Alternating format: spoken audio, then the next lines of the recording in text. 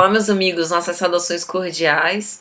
Estamos aqui mais uma vez para o canal Lições de Amor com grata satisfação, neste quadro que visa estudar a obra Paulo e Estevão pelo Espírito Emmanuel.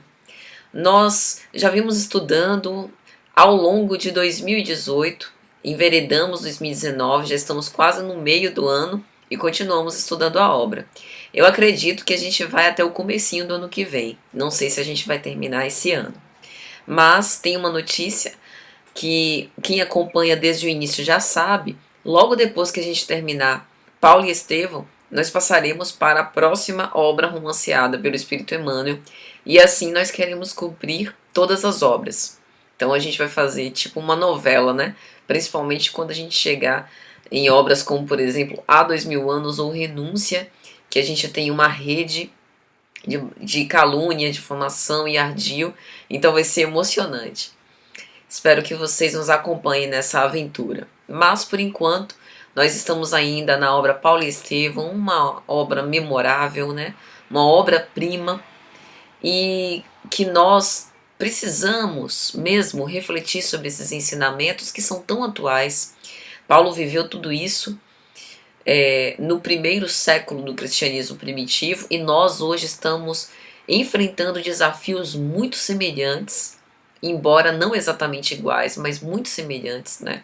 As discussões infrutíferas, as brigas, as dissensões, a ameaça de ruir com a planta nascente do Evangelho, e a gente também vê isso no seio da nossa tão amada doutrina, dentro das nossas casas, né?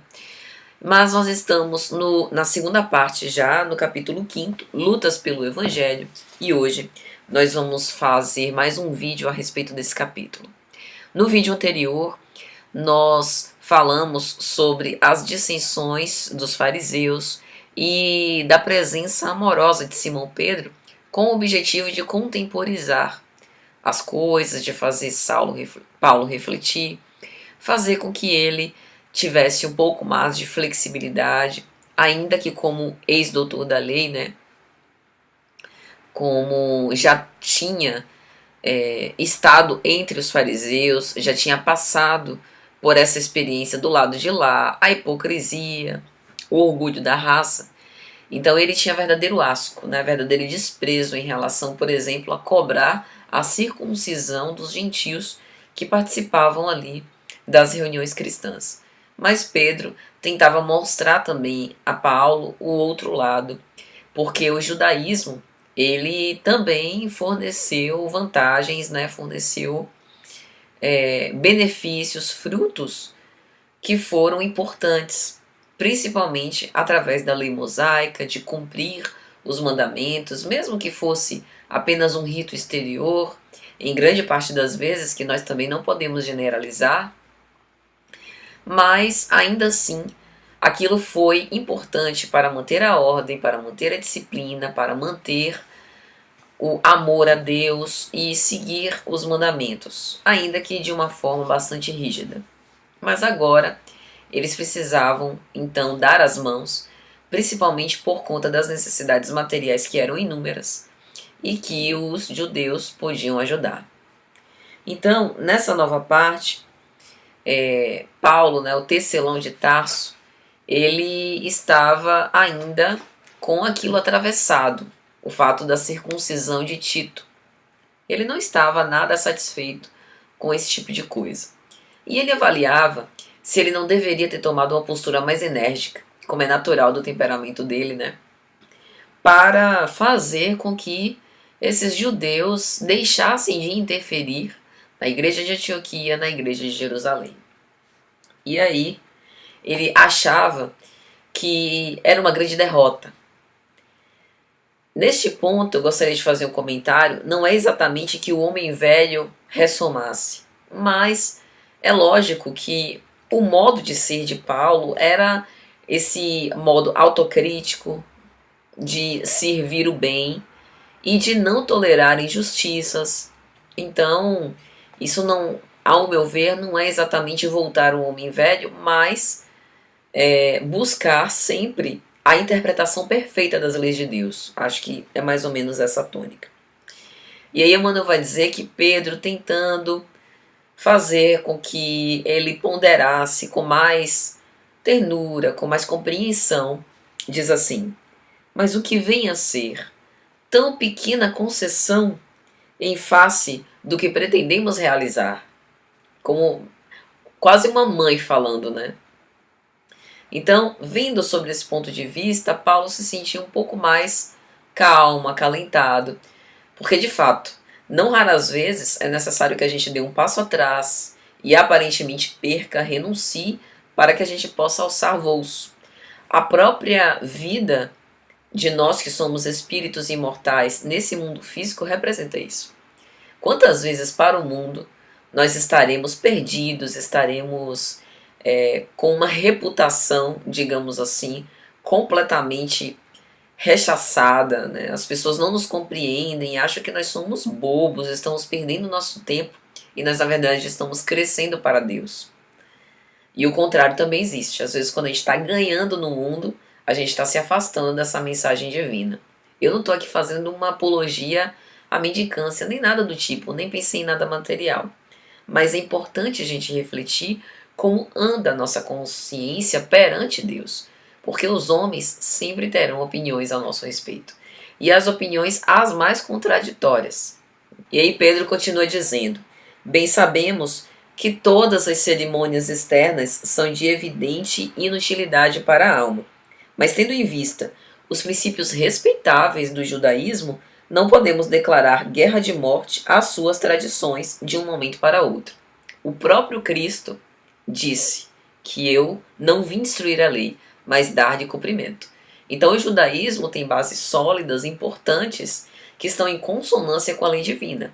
É lógico que os homens judeus muitas vezes extrapolaram disso que não era exatamente um direito, né? O povo eleito de Israel não era exatamente uma predileção de Deus em relação àquela raça, mas um modelo que deveria ser difundido entre todos, né? Que na verdade um modelo que Deus buscaria que os demais povos se unissem ao povo eleito de Israel, formando um único povo irmanado para o amor de Deus. E um outro detalhe importante é que Jesus permitiu-se ser batizado por João Batista. Então, é lógico que, como Pedro diz, os ritos exteriores não vão necessariamente transformar como mágica a nós por dentro, intimamente. Mas, se nem o Cristo, que é o Messias, se recusou, respeitou, né, o rito exterior. Quantas vezes a gente faz aniversário, casamento, comemora bodas, né, faz formatura?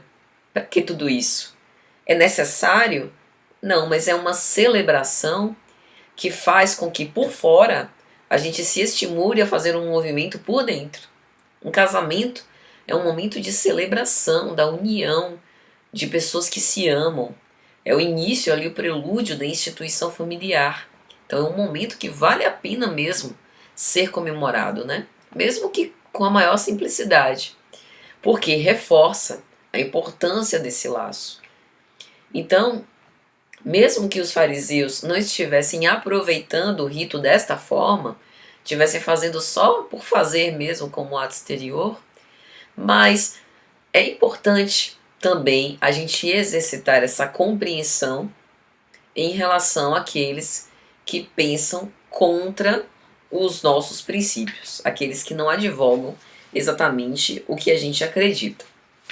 E aí, Paulo, um pouco mais calmo, mas mesmo assim, ainda sem concordar totalmente. Fica um tempo cismando, pensando, refletindo sobre as ponderações de Pedro, né?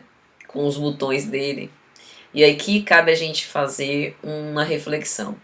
A diferença entre contemporizar e ser conivente. Contemporizar é o que Pedro fazia, Barnabé fazia. Ser flexível, buscar avaliar o contexto, analisar caso a caso, tentar ver o lado bom, mesmo de algo que aparentemente seja desfavorável. Isso é contemporizar. E contemporizar é divino, porque contemporizar implica em viver bem, mesmo que o outro não pense exatamente com a minha cabeça, mas Para preservar a harmonia, eu renuncio. Não falo tudo que estou pensando, né? Mas há uma diferença entre contemporizar e ser conivente.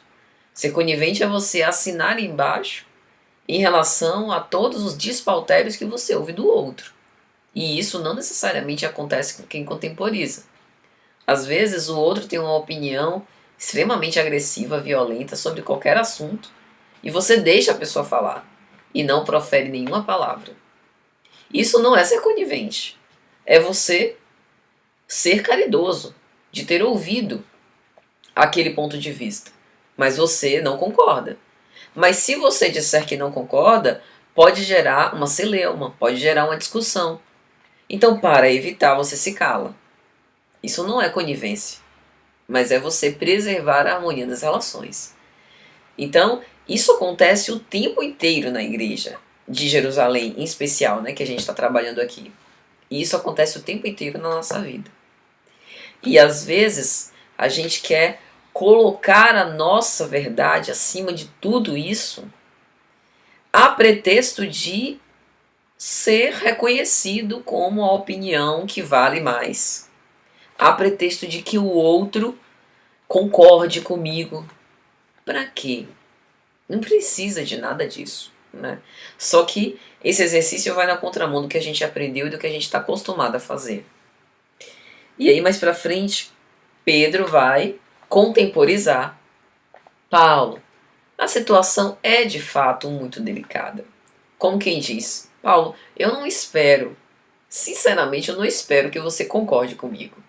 Mas pense, o que é melhor para a finalidade da propagação do Evangelho?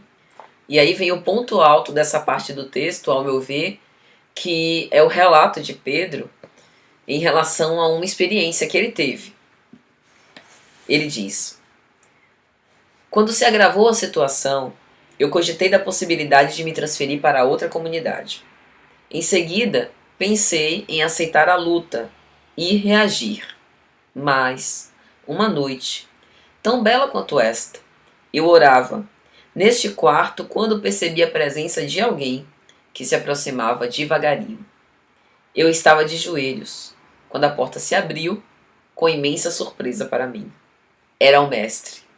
Seu rosto era o mesmo dos formosos dias do Tiberíades. Fitou-me grave e terno. Parêntese. Só Jesus consegue. Grave e terno. Às vezes a gente quer falar mais grosso e acaba sendo grosseiro, né? Mas Jesus conseguiu unir os dois modos. Ser assertivo, direto, claro, com uma lâmina afiada, né? Firme, e ser carinhoso. E ser amoroso. Acolher. E me falou: Pedro, atende aos filhos do Calvário, antes de pensar nos teus caprichos. A maravilhosa visão durou 1 minuto, mas logo após pus-me a recordar os velhinhos, os necessitados, os ignorantes, os doentes, que nos batem à porta. O Senhor recomendava-me atenção para os portadores da cruz. Desde então, não desejei mais do que servi-los. E eu achei isso formidável. Atende aos filhos do Calvário. É como se, depois da paixão do Cristo, aquela cruz pesada tivesse se abatido sobre quem ficou, sobre a terra. Assim, cada um de nós precisa agora erguer a nossa cruz e enfrentar sobranceiros, resolutos, corajosos, esse fardo pesado. Não é fácil, mas nós contamos com recursos do alto para poder nos assistir. E a igreja de Jerusalém era um desses recursos, como o próprio Pedro relatou. Os portadores da cruz. Nós somos os portadores da cruz. Cada qual de nós temos os nossos problemas, os nossos espinhos na carne, as nossas necessidades de reparação. Mas, antes de pensar nos nossos próprios caprichos, vamos ajudar o outro. Ajuda-te para que o céu te ajude. E aí, mais pra frente, Paulo, extremamente emocionado com ele relato, vai dizer: Pedro, talvez nós precisemos encontrar uma forma de nos desvencilhar desse poder dos judeus na igreja de Jerusalém. E aí ele começa a investigar com Pedro por que os judeus permaneciam dentro da igreja. E Pedro vai dizer, a principal razão são os recursos materiais. Nós estamos abarrotados de velhinhos, de doentes, de crianças, abandonados. Então os nossos recursos são escassos. E aí Paulo pergunta, mas depois que eles ficam bons, não vão ao trabalho? Os doentes não trabalham depois de melhorados? E Pedro, sim, mas isso tem sido insuficiente. Sem os recursos dos fariseus, provavelmente não estaríamos mais de portas abertas. E então, Paulo dá a solução. Nós precisamos instalar aqui elementos de serviço que habilitem a casa a viver de recursos próprios. Os órfãos, os velhos e os homens aproveitáveis poderão encontrar atividades além dos trabalhos agrícolas e produzir alguma coisa para a renda indispensável. Então ele começou a mobilizar mais, mas para isso ele precisava de recursos. Então ele decide voltar nas cidades onde fez as excursões de propaganda junto com Barnabé, falando desse ideal elevado, desse bom propósito de suster a igreja de Jerusalém, para então dar esse pontapé inicial e em seguida os frequentadores da igreja de Jerusalém podiam dar andamento. E aí Emmanuel vai narrar que Pedro, ouvindo os planos de Paulo, vai dizer: meu amigo, não foi em vão que Jesus te buscou pessoalmente às portas de Damasco. O reconhecimento, a gratidão, pela força, pelo poder de decisão, por tomar a responsabilidade para si, por dar resoluções, resolver os problemas. Quantos de nós, meus amigos, ficamos presos nas lamúrias, nas queixas, nas lamentações, ao invés de nos mobilizar para a mudança, para aquilo que vai resolver o nosso problema e nos tirar do fundo do poço. Paulo era desses. E ele, com os olhos rasos de pranto, responde: eu não farei mais do que o meu dever.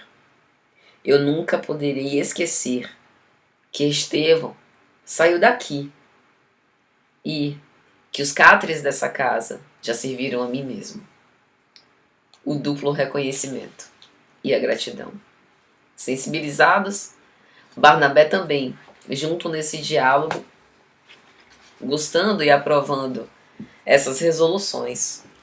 Então, nós ficamos por aqui e veremos o desdobramento no próximo vídeo. É isso, meus amigos. Espero que tenha sido de alguma sorte útil. Até a próxima. Que Jesus nos abençoe.